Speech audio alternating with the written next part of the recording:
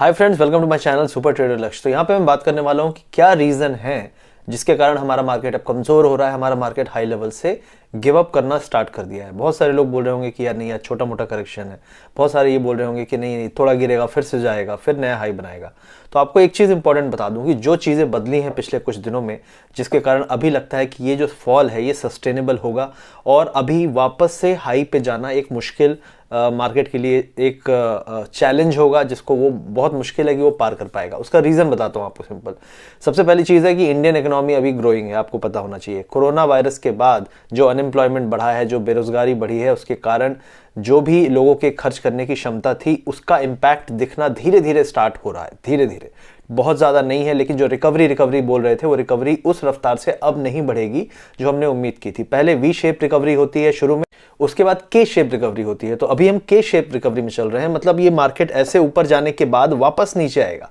तो ये जो नीचे आएगा और फिर शायद ऊपर जाए, तो ये एक पॉसिबिलिटी बन रही है। और दूसरा एक बहुत बड़ा रीज़न है जिसके कारण मार्केट थोड़ा सा नर्वस है। आप ये बताइए, पूरा का पूरा मार्केट क्यों उठा? जितने भी डीमैट इंडिया में एक्टिव हैं उसमें से 50% डीमैट एक्टिव हुए हैं लास्ट 1-1.5 साल में। आप जाके डेटा देख लीजिए, जीरोधा का डेटा या किसी का भी डेटा देख लीजिए। 50% ब्रोकर्स ने अपने जो टोटल नंबर्स हैं उनको डबल किया है पिछले 1 साल में। जो टोटल क्लाइंट थे और जो टोटल क्लाइंट पिछले 6-8 महीने 1 साल में ऐड हुए हैं। तो ये खुद दिखाता है कि ये जो नए लोग आए हैं ये क्यों आए, क्योंकि भाई लॉकडाउन था, घर में बैठे थे, बहुत सारे लोग की जॉब चली गई थी, बहुत सारे लोग के बिजनेस बंद थे, तो उनकी सेविंग्स जो थी उन्होंने इस मार्केट में लगाया। तो मार्केट अब वो जो सेविंग लगाई है, बहुत सारे लोगों के पास पैसा था जो उन्होंने बैंक से लिया होगा, लोन लिया होगा या जो भी है सेविंग्स है। अब सेविंग का जो रेट था वो 8-9% चला करता था, राइट नाउ 4.5% चल रहा है। अब प्रॉब्लम ये है कि इन्फ्लेशन बढ़ने लगी है।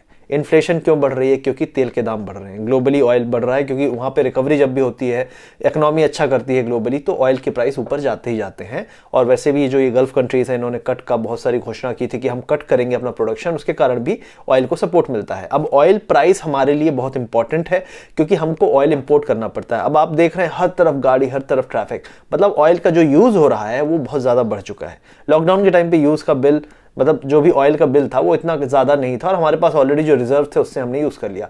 अब हमें बहुत तेज़ी से इसको प्रोक्योर करना पड़ेगा और प्राइसेस बहुत हाई हो चुके हैं। अब यहाँ पे चैलेंज ये है कि अगर तेल के दाम बढ़ेंगे तो तेल से रिलेटेड हर वो चीज़ जो ट्रांसपोर्ट होती है, जो यहाँ वहाँ से आती है, सब्जी भाजी, हर चीज़ बढ़ेगी, तो रेट बढ़ेगा, इन्फ्लेशन बढ़ेगा, और इन्फ्लेशन बढ़ेगा तो आरबीआई को रेट हाइक करना पड़ेगा। अब अगर रेट हाइक करना पड़ेगा तो उससे क्या फर्क पड़ता है?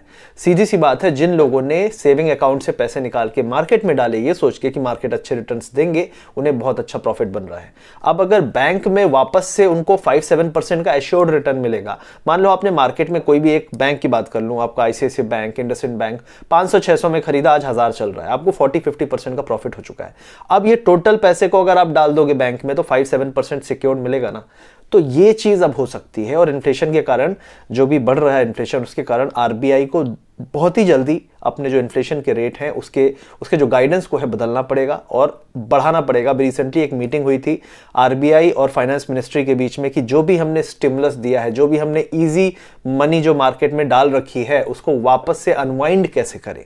क्योंकि भाई मार्केट को डराना भी नहीं है और पैसा बाहर निकालना भी जरूरी है, क्योंकि ये एक्सेसिव है।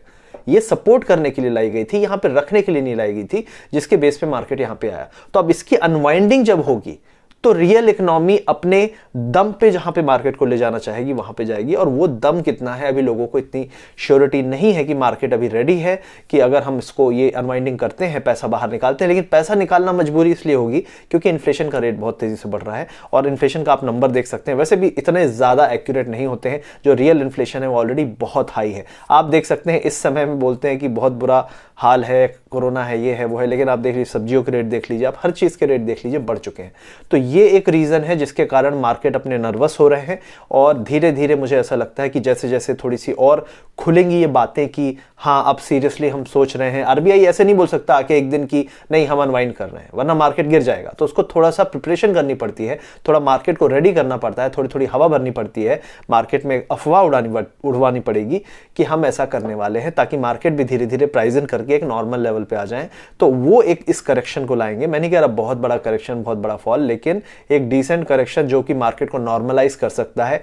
13,500 14,000 लेवल पे अगर हम आ जाएं तो भी कोई बुराई नहीं है। आप ये मत सोचना कि बहुत बड़ा फॉल है, बहुत बड़ा फॉल तब होगा जब हम 12,500 12,700 जाएंगे। तो मैं ये नहीं कह रहा ये तुरंत हो जाएगा, लेकिन मैं कह रहा हूं over a period of time जब मार्केट नॉर्मलाइज होंगे, एक रियल वैल्यू पकड़ेंगे, तो अगर मार्केट ओवरऑल निफ्टी अगर 20% गिरता है तो स्टॉक्स में 30-35% का फॉल आएगा। अब आप बोल रहे हो 35% तो बहुत होता है, हाँ बहुत होता है, लेकिन यही ऐसे ही होता है, हमेशा ऐसा हुआ है जब भी रेट कट हुए हैं। आप देख सकते हैं स्टॉक मार्केट के पुराने साइकिल्स को, नए हाई इन्होंने बनाए हैं और जब भी रेट हाइक हुए हैं तो वापस एक करेक्शन आया है। इस बार भी वैसा ही कुछ करेक्शन आ सकता है, तो उसके लिए आपको जिस भी स्टॉक में प्रॉफिट है उसमें बुक करना चाहिए, और जिस भी जगह आपको लगता है कि यार ये तो बहुत ही वीक है, मेरे को प्रॉफिट भी नहीं दे रहा है, तो अभी फिलहाल के लिए आप साइड में हो जाओ, क्या पता और आपको सस्ते में मिल जाए।